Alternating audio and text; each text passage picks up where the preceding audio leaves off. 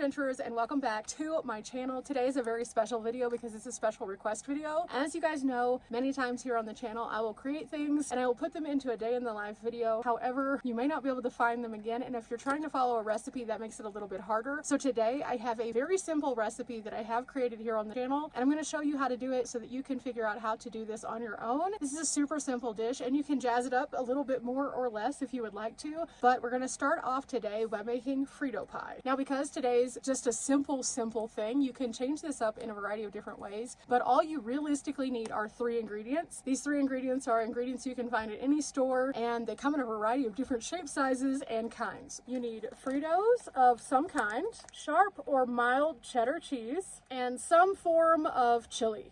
Now with these 3 basic ingredients, you can create a basic FRITO pie. And again, you can kind of trade these out as you would like. For example, I like to do the chili cheese Fritos. It just adds like some extra like flavor to it. But the main reason why I like to use these is because if I have extras, I can always put them into like a taco soup or like some form of like Mexican dish where I crumble them over the top. And it just adds an extra texture, but also a flavor element. So these are really great. And these are the ones that I often like to go to whenever I do Fritos, just because. Now with that, they also have low salt Fritos, which are great. They have generic Fritos. They have all of those different things. So Fritos of some kind. You want some kind of corn chip that kind of is like this. Now we'll say this, the generics are not usually as good. This is one of the few times where I will stand on business and say, they taste different. Okay, first and foremost, we're going to make this with the Elite Gourmet. This is my air fryer. You can find this on Amazon. And this is the easiest way to make this, but it does require power. I do have it plugged into my Blue Eddy AC70, and I'll just turn it on. And then also I'll turn the AC on. It's at 100%. The liner just goes into the air fryer directly and sits on the bottom, and it just looks like this. Now I'm going to put a small layer of the chili cheese Fritos on the bottom. And the reason why I say a small layer is because I'm going to build layers so that you get more chili on your chips and more cheese on your chips, so it's a more even bite. Oh yeah. Kind of cover the bottom like that, and then I open up my chili and it's time to scoop. Now the assembly steps are going to be very similar whether you're using the air fryer or the RoadPro, but I just like to make sure that we kind of go by this step by step, because there are, believe it or not, some people out there who have never had a FRITO pie. And if you haven't, this is about to be one of the easiest and simplest deliciousness pieces that you've had in a minute. Ugh, this thing is kind of wedged on here, guys. Oh no. Oh no. Okay, this is what our stag chili looks like. I know it doesn't look super appetizing.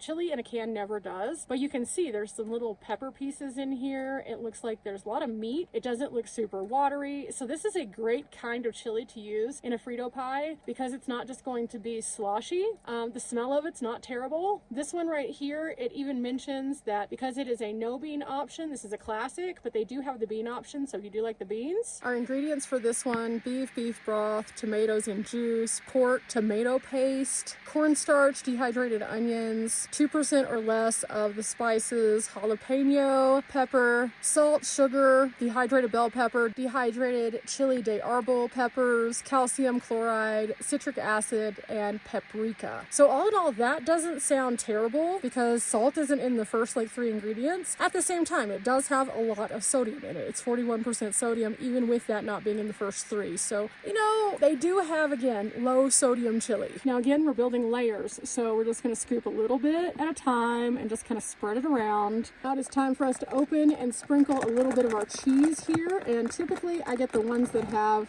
the easy tear, just so that my life is easier on the road. And oop, there it is. So in we go, and then just make sure you get it all in the liner itself.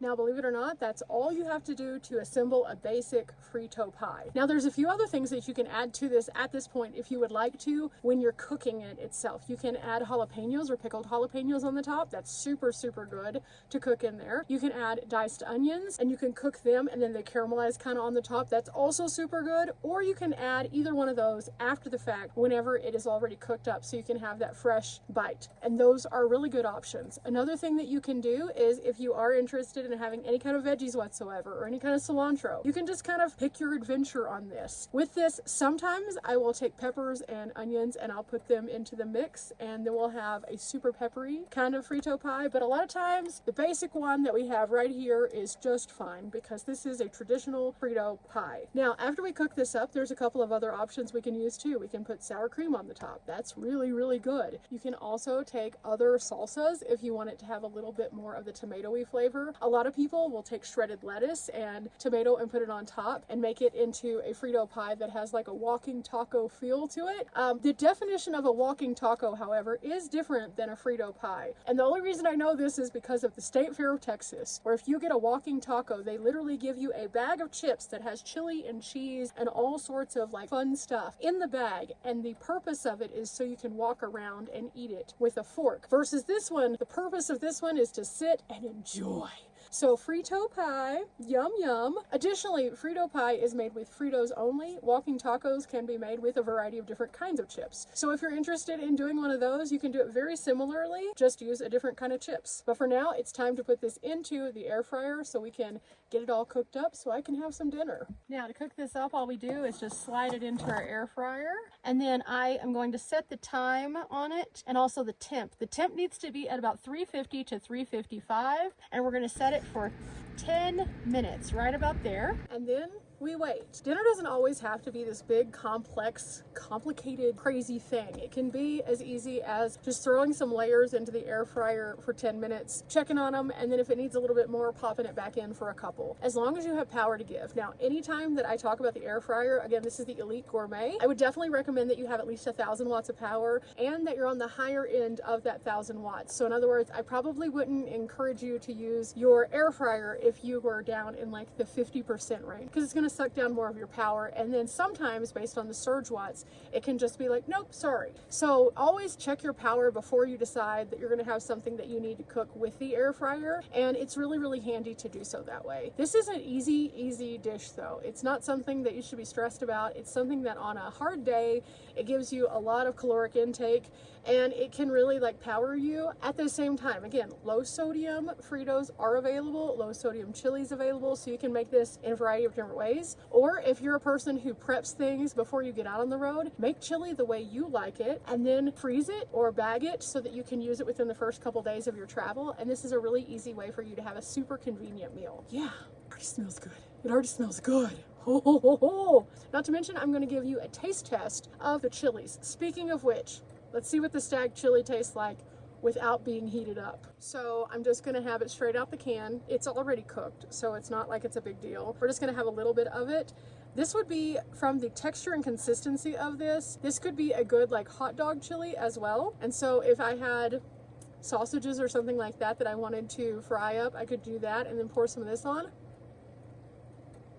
It almost has like a sweetness to it. That's different.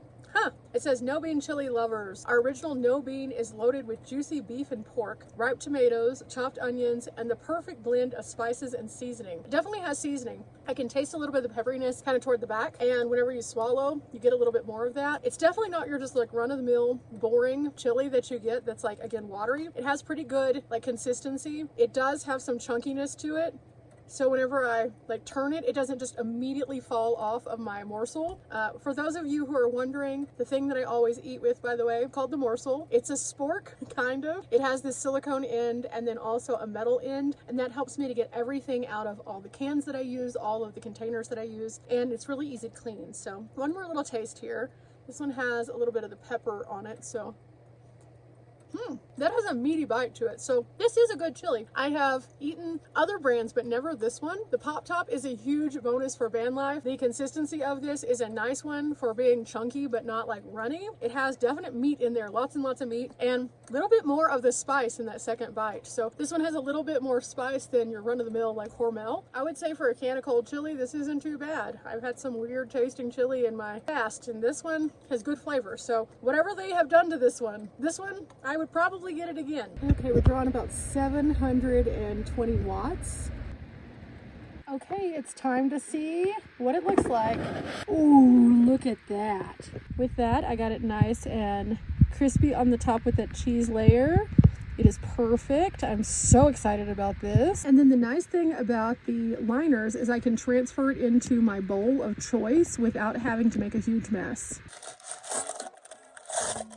Altogether, I used 10% of the AC70, so that's not terrible. But again, you can see that's a high ticket item. That's going to pull a lot off of a 1,000-watt power station. But the best part is I only used about half of my ingredients, so I have enough that I could do a whole nother Frito pie. And that's the nice thing about this is for a single individual person, that's plenty of food for me to have 2 big meals, getting 1 bag of chips, a can of chili, and then some cheese. And so that stretches my meals a little bit, stretches my budget, and then I get to have this tasty deliciousness, which I can just dive into. It's too hot to touch with my hands, but let me try. Let me just try a chip.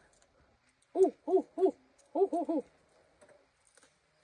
That's really, really good. But I will say this, the stag chili is a little bit sweeter. Oh, but it is finger licking good. So I'm going to go ahead and eat this. For the time being, though, I got some grubbing to do right now. I am hungry, and this looks good.